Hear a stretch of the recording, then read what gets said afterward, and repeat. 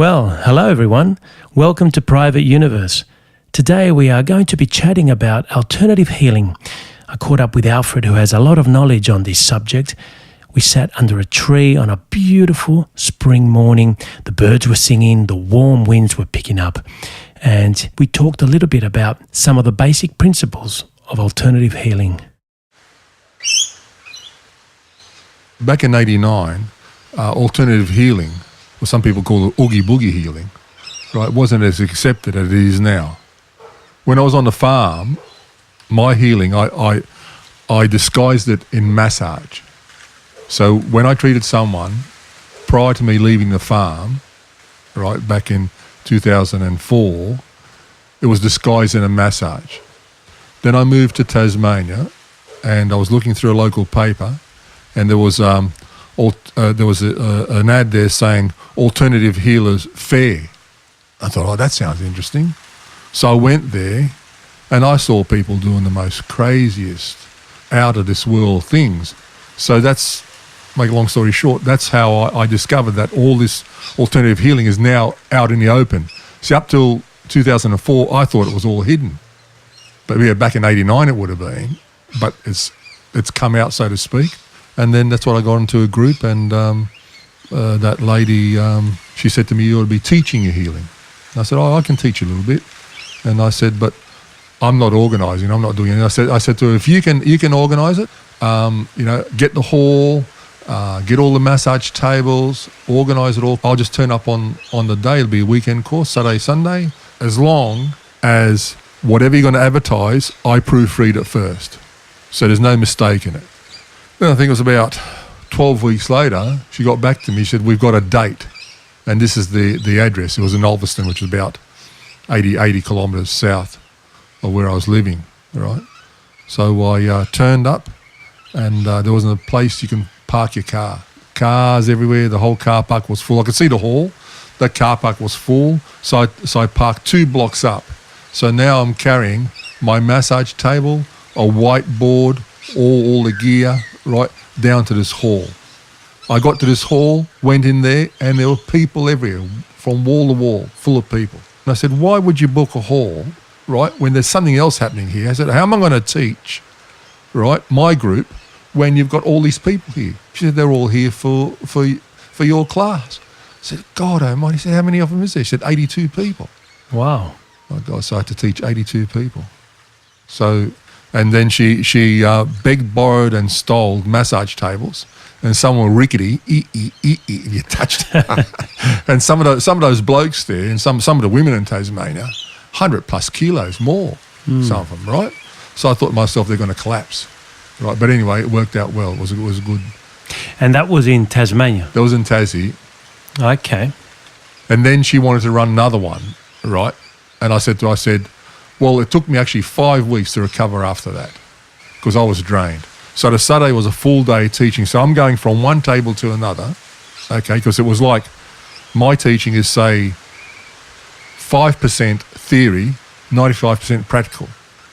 So when I was teaching people to do short leg, so it was a couple, right, a pair of people. So one on a table, one doing the short leg. So what happened is you would follow the points that I showed you, and when you was finished, you'd put your hand up. So I'd come to you, Carlos, to say, how are you going? So yeah, have a look at the leg, and the leg length was perfect. You corrected the leg length, right?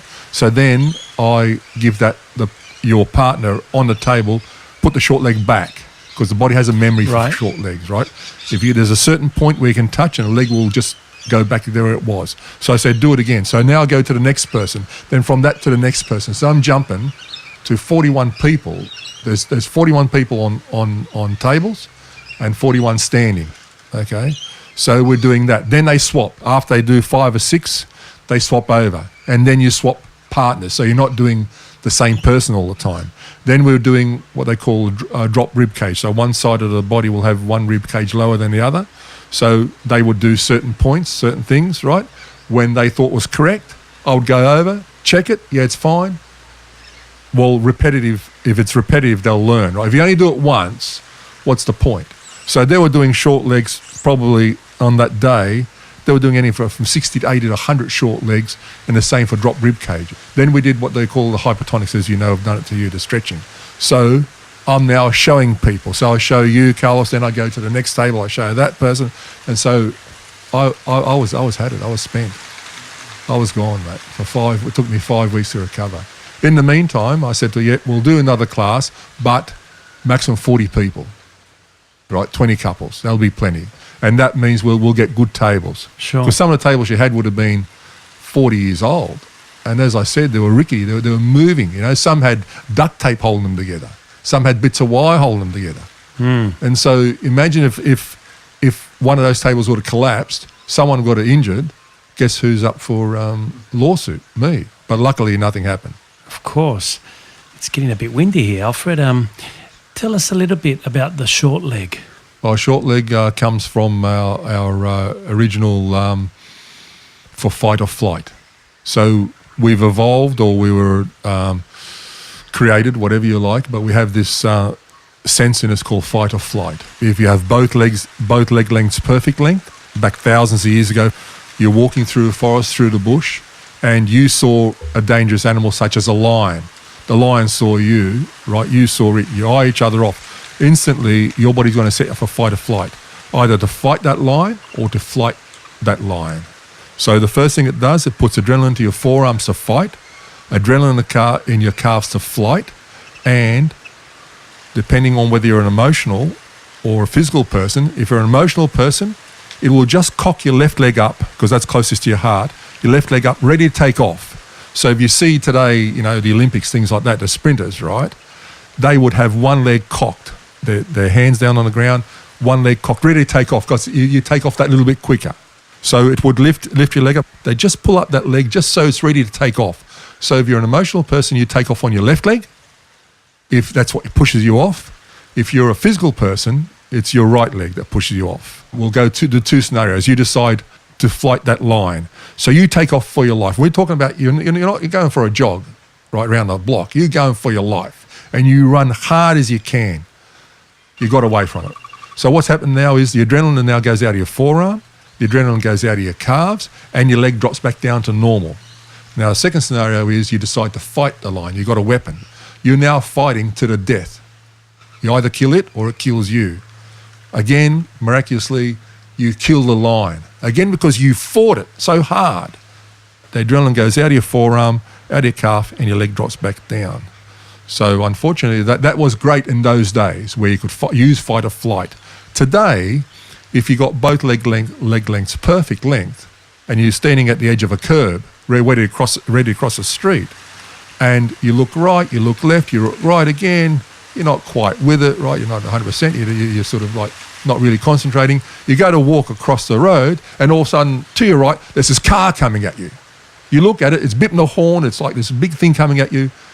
Your brain sets you up for fight or flight. Instantly, adrenaline forearm, adrenaline calf, lift the leg up. Let's say an emotional person, left leg, just cocks it up by we're looking at about 10 to 12 mil at most. Ready to take off or ready to fight. You stand there, the car brakes, it misses you by, let's say, half a metre, stops half a metre off you, right? The driver of the car is swearing at you, sticking a finger up, you idiot, what are you going on? You do the same thing, up you, mate, blah, blah, blah, like this, you know? What happens? You don't fight the guy, you don't flight, you just walk across, carry on with your rest of the day. Now, adrenaline's still in your forearm, adrenaline's still in your calf, which causes issues later on in life, like carpal tunnel, and you get a lot of pain in your legs, right, calf. But more importantly is your leg length is now still short because your body hasn't automatically dropped it because there was no fight, there was no flight. Yep.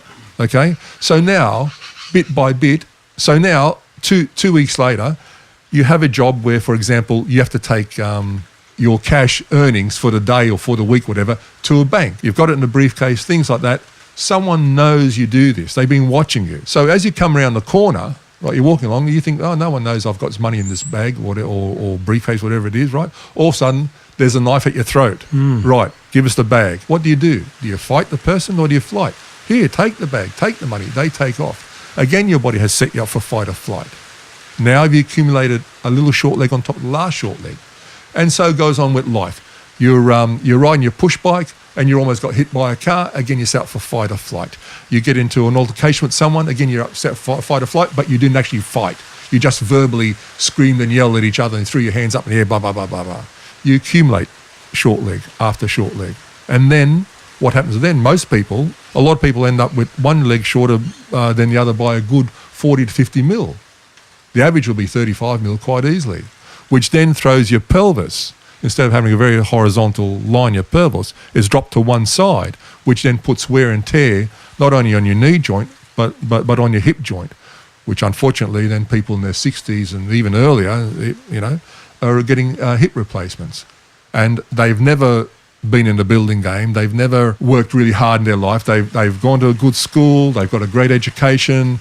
They're now office workers. I'm not saying office workers don't work hard, but I'm talking about physical. They're not like when I was young, carting 80 bricks in the wheelbarrow day in, day out for the bricklayers, carrying timber on my shoulders, building, mixing concrete by hand, that sort of thing. So they should never have any real wear and tear on their hips, but they're getting hip replacements. That's because one side's lower than the other, because the hip's designed to work on a certain pivot point, and because it's like, for example, if you say to a woman she's got a 2-inch 50 mil high heels, so she's got perfect leg length, say to her, put the 50 mil high heel on the right and the left foot, nothing. Walk around all day like that. She'll end up getting a sore hip. But because it gradually happens to us over time, we don't realise it. We get sore backs, we get an aching back, things like that. So then you go to a chiropractor, for example, and chiropractor is very good at resolving this issue, unfortunately, for a short time. But when they manipulate you get that crack and manipulation, those muscles all relax and your leg length drops back down. So when you walk out of there, you say, geez, that feels great. So what happens is, because I said earlier on that your body has a memory, so you go back home, within a few days to a week or 2 weeks later, you dream of almost being hit by the car. You dream of almost falling off your push bike, for example. You dream of that person putting that knife to your throat to rob you. Because you've dreamt that scenario, that what's actually happened, your muscles have a memory and they pull the leg up and you wake up with that short leg. So then you dream of another thing that's happened to you, falling off your push bike when you was a kid, your dad smacking you or someone yelling at you or being bullied at school, and all those short legs accumulate again within a month or so, not even that sometimes. You're back with pain again, you go back to the chiropractor, click, clack, clack. Do you take the memory away itself? You don't take away the memory of the actual incident. Right. What happened, almost being hit by a car, falling off your push bike, being smacked by dad, whatever. You don't take away the memory. You take away the muscle memory. Right. So how would you do this, Alfred? It's only new traumas that will accumulate short legs. But because you've reached an age where you stay out of trouble, you don't get bullied by anyone. Yep. You don't fall off your push bike like you were when you were a kid.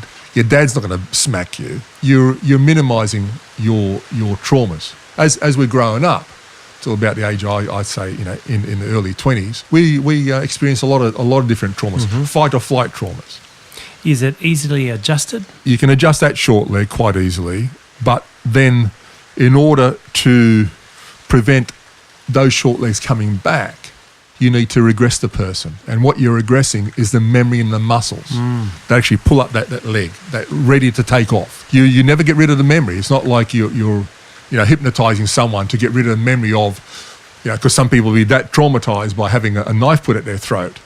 So maybe in some professional help, they might try to get rid of that memory or a way of that person dealing with it, because so to save them dreaming about it so much. That's a separate issue. That's the brain. We're treating the muscles that have that memory locked in there. So that's why, you get someone on the table and a student would adjust the leg and the leg will drop. And they're so amazed. Well, it's fantastic. There's only 13 points. When you get used to it, by the end of the day, most people are taking 15 seconds to adjust that leg. There's no manipulation, nothing. It's 13 points. That was part of my chat with Alfred on alternative healing. It was a wonderful spring morning, like I had said, with the wind and the birds sitting on that bench under a tree, and there's more to come. I will delve a little bit more into those 13 points and also some of the more complicated aspects of spirituality and Alfred's alternative healing. Thank you all for listening. This is Carlos Camacho from Private Universe. See you soon.